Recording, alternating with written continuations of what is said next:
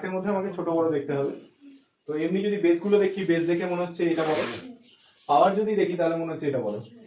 Base দেখলে এটা বড়, পাওয়ার দেখলে এটা বড়। একটা অঙ্ক করেছিলাম 2 টু দি পাওয়ার কত 300 আর 3 টু দি পাওয়ার 200, ওই অঙ্কটার মতো করে করা যেতে পারে। পাওয়ার গুলোতে ফোকাস করে বলতো পাওয়ারে যে নাম্বারগুলো আছে এগুলো কি যে কোনো নাম্বার নাকি এর মধ্যে কোনো স্পেশালিটি আছে? 12 দিয়ে সব কটাকে তো যাবে, 12 দিয়ে সব কটাকে যাবে ধরে নিয়েছে 12 দিয়ে, কারণ এগুলো 12 ঘরের নামটায় আসে সব কটা সংখ্যা, ওই দিয়েই হবে। 2 টু দি পাওয়ার কত কত 12 5 12 60, তাই তো?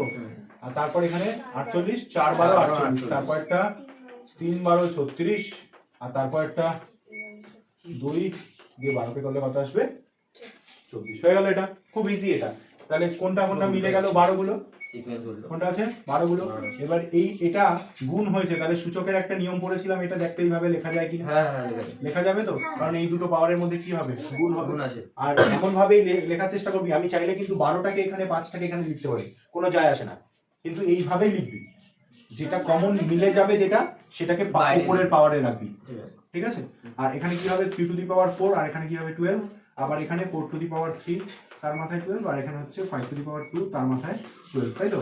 এবার দেখ এই ম্যাচিংটাই খুঁজছিলাম, যে কিছু একটা ম্যাচ করে যা, ম্যাচ করে গেছে 12 গুলো, তাহলে ওখানে আর কিছু করার দরকার নেই। ভেতরে 2 টু দি পাওয়ার 5 মানে কত বল দেখি? 32। কত?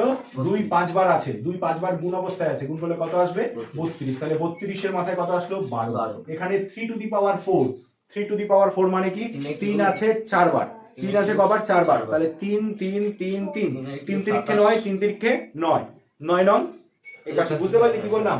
3 টু দি পাওয়ার 4 মানে 3 আছে কবার 4 বার, এবার 3 তিরিক্ষে কত হয় 9, আবার 3 তিরিক্ষে কত হয় 9, আর 9 নং কত হয় 81, এটা বলছি, ঠিক আছে? তাহলে এটা কি হলো 81 এর মাথায় 12, তাই তো? আবার এখানে 4 to the power 3, 4 to the পাওয়ার 3 মানে 4 আছে কবার 3 বার, 4 আছে 3 বার মানে হচ্ছে কত হবে 4 16 64, কত হবে 4 16 64 টু দি পাওয়ার 12, আর এখানে 5 টু দি পাওয়ার 2 মানে হচ্ছে 25 তার মাথায় 12। এবার দেখ আবার সেই কোনো ব্যাপার, এবার বলা ছোট বড় 12 গুলো মিলে গেছে। এবার দেখে নিই এগুলোর মধ্যে কোনটা ছোট কোনটা বড়, ঠিক আছে? তাহলে কিভাবে সাজাতে বলেছে? ঊর্ধ্বক্রমে, তাই তো? হ্যাঁ, ছোট থেকে বড়, তাই তো? ঊর্ধ্বক্রমে সাজাতে বলেছে। তাহলে এখান থেকে যেহেতু কি দেখা যাচ্ছে ওইগুলোকে আগে সাজাবো তারপরে এগুলোকে সাজাবো, ওগুলোর মধ্যে কোনটা বড় সব থেকে?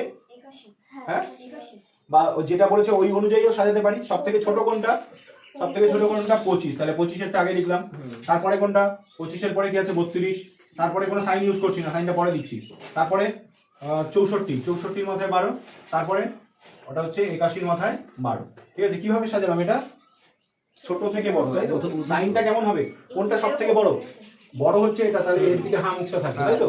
তাহলে এবার দিয়ে যায় এটা, তাহলে এটা দেখতে পেলাম। এবার দেখ যে 25 এর মাথায় 12 এটা জন্মেছে কোথা থেকে, আসলো কোথা থেকে? 25 এর মাথায় 12 এসছে হচ্ছে 5 এর মাথায় 24 থেকে, তাহলে এর নিচে আমি এটা লিখে দেবো 5 এর মাথায় কত 24, তারপরে এই সাইন, তারপরে 32টা কোথা থেকে এসছে 2 এর মাথায় 60, তারপরে 64টা আসলো কোথা থেকে? 64টা এসছে 4 এর মাথায় 36 থেকে, আর 81 মাথায় 12 ওটা কোথা থেকে এসছে 3 এর মাথায় 48। হয়ে গেল সাজানো। এটাই হচ্ছে কি ঊর্ধ্বক্রম। তাহলে নিচে লিখেও দিতে পারি, সুতরাং ঊর্ধ্বক্রম এটাই লিখে দে, সুতরাং এটা, বা উত্তর লিখে দে নিচে যে ঊর্ধ্বক্রমে সাজিয়ে পাই, তারপর কমা কমা দিয়ে এগুলো লিখে দে।